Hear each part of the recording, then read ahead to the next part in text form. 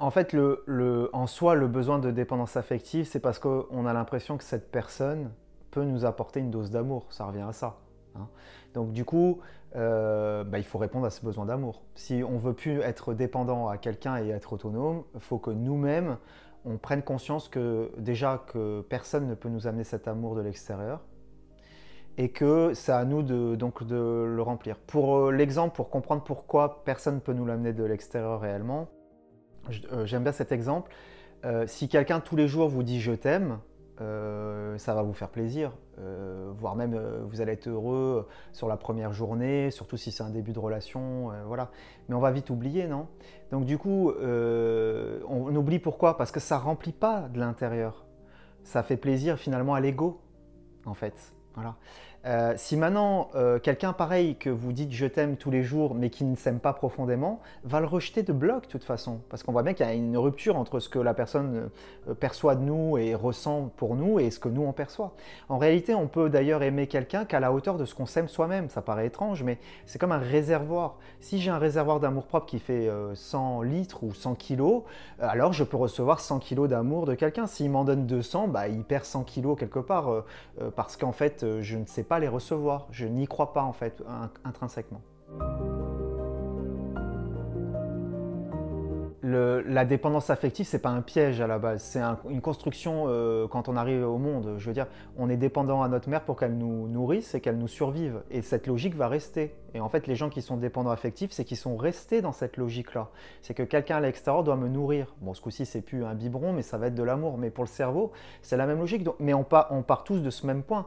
On est tous des êtres dépendants affectifs initialement. Et le but de la vie sur Terre, c'est de réussir à trouver cette autonomie.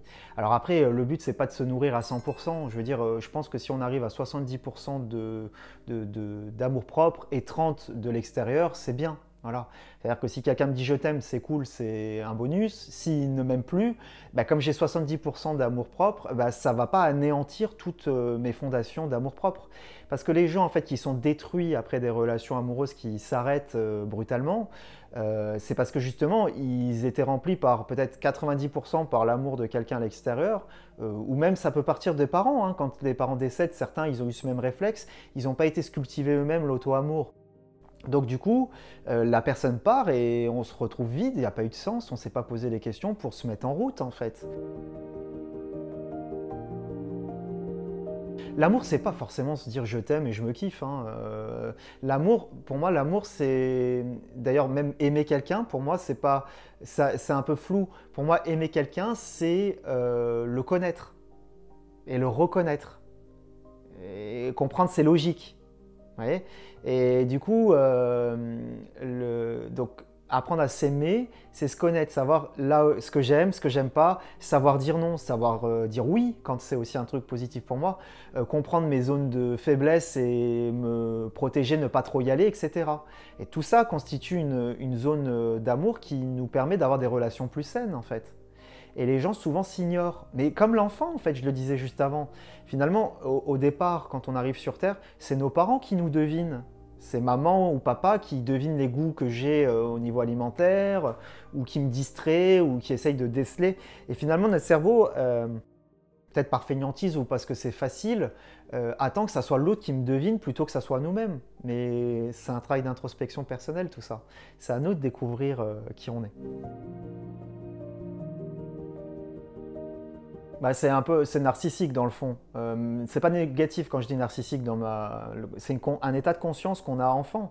C'est-à-dire que le parent nous regarde et on a un miroir à travers les yeux du parent qu'on existe et qu'on a l'air la personne la plus importante pour cette personne visiblement. On le ressent. Du coup, ce système-là perdure en fait. Et comme il perdure, et en plus il est agréable.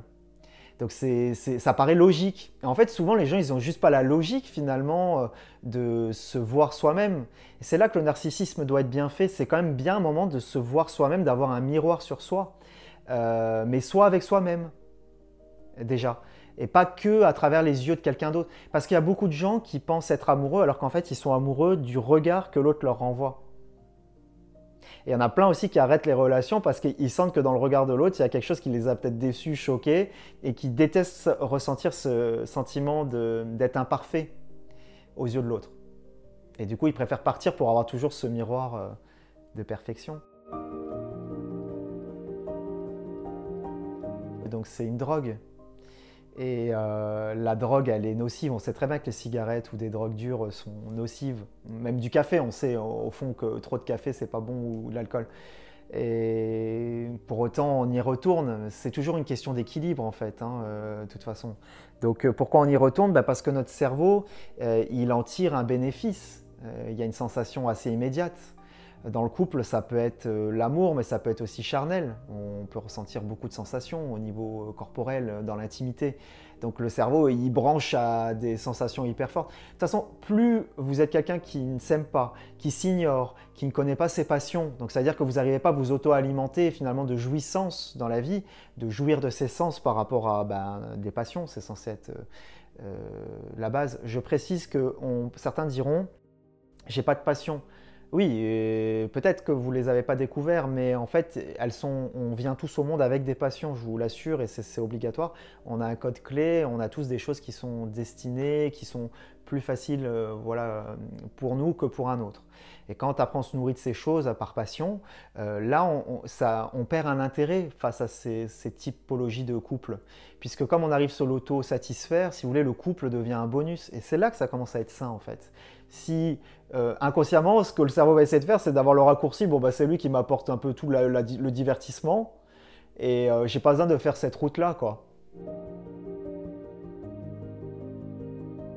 Il faut se poser la question, qu'est-ce qui dans cette relation me stimule? C'est quoi la sensation que j'adore pour y retourner tout le temps? Je me sens important, je me sens reconnu, on s'intéresse à moi, on me devine, enfin je sais pas, il y a des millions de choses. On me procure des sensations, je me sens vivant, je me sens important. Et tous ces besoins-là sont pas malsains. Voilà, il faut y répondre maintenant. Je me sens important peut-être quand je vais me lancer dans mon entreprise. Je me sens important quand je me lance dans le théâtre parce qu'on me regarde. Quand c'est conscient et qu'on active le besoin derrière, c'est pas un truc narcissique. Parce que les sociétés pensent que narcissique, c'est malsain. Mais non, si on détecte ces besoins et que c'est important pour nous, eh bien, il faut qu'on aille trouver le secteur où je peux aller m'alimenter de cela d'une manière autonome. Et ça sera du bonus. Normalement, quand on le fait bien, on s'est nourri à 70% et ça complète en fait.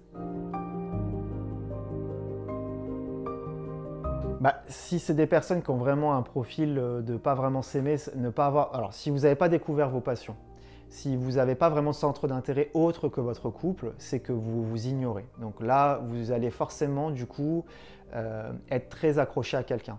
Donc à partir de là, si vous êtes très accroché à quelqu'un, votre cerveau, et là c'est l'ego, il va forcément vous donner le scénario que c'est la personne de votre vie. C'est évident, vous arrivez tellement pas à vous nourrir de cet amour personnellement, disons peut-être qu'à 5%, que quand cette personne, surtout sur les débuts de relation, arrive à vous faire battre le cœur, à faire ressentir tellement de choses au niveau charnel, au niveau émotionnel et au niveau énergétique, que du coup, j'étais tellement en manque que ça m'a donné une sensation tellement puissante que j'ai les fils qui se touchent, quoi. C'est comme si c'était la meilleure drogue du monde.